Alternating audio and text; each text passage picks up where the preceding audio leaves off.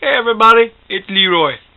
Well, normally we would film Allison's insert title here review from the Couch of Independence, but after last week, we figured everybody needs a bit of a smile. You know what I'm talking about. So we thought we'd film it on the Couch of Independence. So I'm going to let you go to Allison, and she's going to tell you about the books she read this week. Allison, Monkey, you go. Oh, thank you, Leroy. I thought this was something else, but...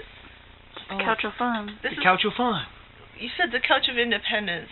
That's your couch over there. Yeah. Let's be honest. Since last week, it's a mess. Yeah. We're not going to film on a messy couch. And like I said, everybody needs a little bit of a smile this week. Okay. So we're going to film on a Couch of Fun this week. Yeah. Deal with it. Alrighty. Thank you. Too bad. Okay. So. Get to the books. They're down there. They're waiting. Stop talking! Let's go. Come on. I am Don't going have to all talk night. about these books really quickly because they're really easy. This one mainly I'm going to talk about is Michael Rebagliati's Paul Moves Out. This is one of his earlier writings. I've just been on this whole thing about getting all of his books because I enjoyed the last one he did so much. The one that I reviewed was The Song of Roland. And so this one is one of his earliest ones. It's I think the second book that he did, and it's semi-autobiographical. It's about this guy up here who meets this girl down here, and they meet in graphic design school, and they end up moving in together. Oh look, it's done in Montreal. It's all set in Montreal, which I love because it mentions streets that you wouldn't necessarily know unless you lived there, and locations.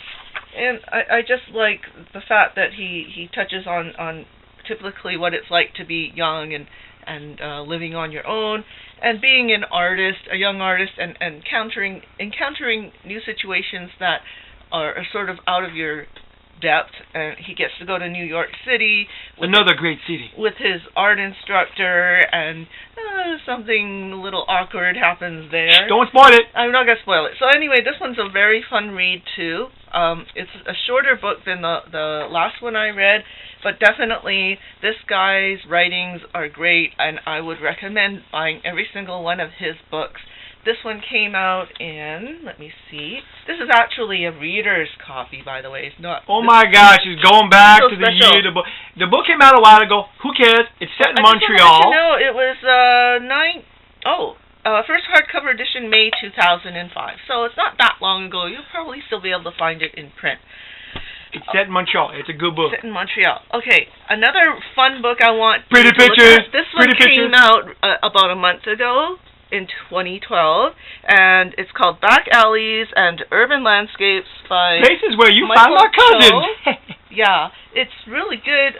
It's actually not a story per se, but he does write about why he does these studies. These are studies of back alleys in Toronto. I love that he does a lot of studies at night, really moody, and I just like the texture of all the different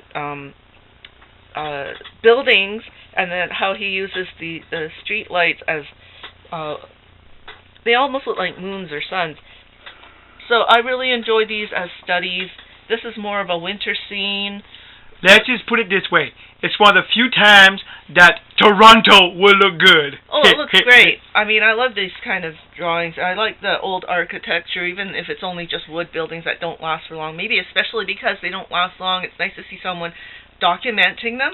So this one I recommend for that if you love art, if you love line drawing, if you want to study how to draw landscapes. This would be In other words, it's really simple to read. And there are almost no words. And it's fun. It's fun.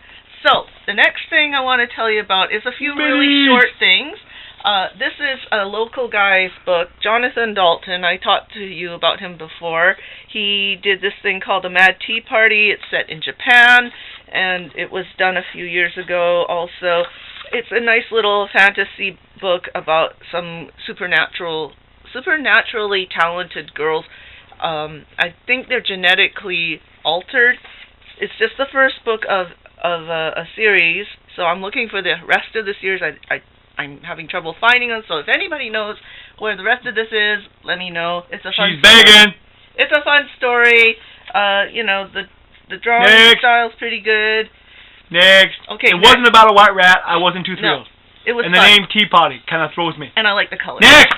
Okay, this is really cute because wait, I'm gonna. I'm cute. Look at me. This is really cute because this is done by a girl who actually works on the tall ships. She worked on the Lady Washington. As we met her at the band calf. She was fun. Yeah, she was fun, and she decided to take up drawing just on the spur of the moment, and she actually did some books. So I'm trying to encourage people. If you feel like you would love to draw but you're too scared to, never be afraid. This girl went ahead and did Lucy, you got some spinning to do. And I bought her books. And this one's about the symbolism of tattoos, nautical tattoos. That was cute.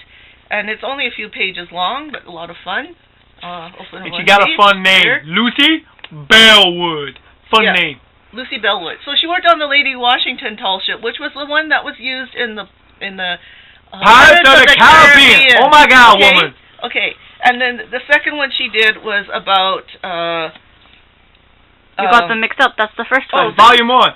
Well, this one's about tattoos, and this one is about. And you are witnessing a brain fart right now. This is a major brain fart. You can almost smell it. Yeah, this one's about her being on the ship. So this is it's something I like to encourage artists writing about stuff that they enjoy. We get it. Next one. Last one is a little comment I'd like to make that the cover isn't all that great, and it's done on a single color yellow. Probably the worst color you could use. That just looks like a guy in his underwear on a giant fish. And it's actually a girl. It looks like a girl. That's a girl? She has boobs.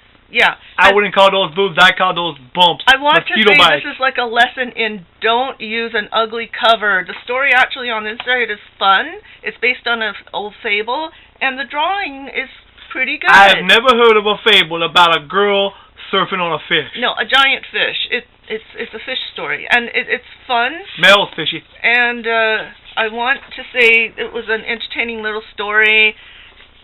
And the biggest drawback was that it had an ugly yellow cover with a blown up image that it was funny back cover. We get okay. What book are we gonna talk about next week, Monkey? Okay, next week. It's a surprise. It's a surprise. It's a surprise.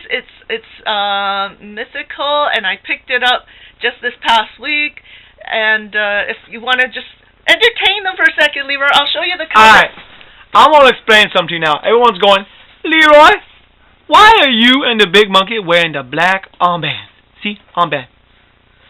Well, in a lot of cultures, when you're showing respect, you wear a black armband. So I just want to say, Leroy cares about all the people out there in Aurora. I'm getting all emotional now. I feel sorry for them, and I'll be doing a special commentary on that after. But Leroy sends you a big hug. Big hug. Okay? We love you. Hug the camera. Come on. Hug. Alright, let's not get too Sophie. Okay. Okay. Finish up. Yeah, same reason why I'm wearing this. You know, for all of us who love comic books, you know, we feel like it's been a really rough week and it doesn't reflect what comics really are about. So this is what I'm going to review next Stuff week. O Legend. It's a great story. You're going to love it. This is a keeper, I am telling you already. So, you're going to have to hear more about like it next me for week. a second there. Telling you. That's my line. No, it's more with Chinese accent. Chinese accent? I can do Chinese. No, you Zoom can't. in close. No, you can't. Zoom in close. Chinese is, I tell you, it's so good. That's a Chinese. I tell you. Anyway, I'm not going to... You can't do Chinese! No, you can't do Chinese. Wait, camera person, getting close. I do Chinese. Ready? Oh, so good. Look at the you. Shut up. Shut up. Leroy can do imitations. There ain't nobody I know. What was that? I don't know. That was just wrong. I didn't. All right, from the Coucho Fun. This has been Leroy for. Go on, finish it, monkey. Allison's insert title here, book review. Bye bye. Woo!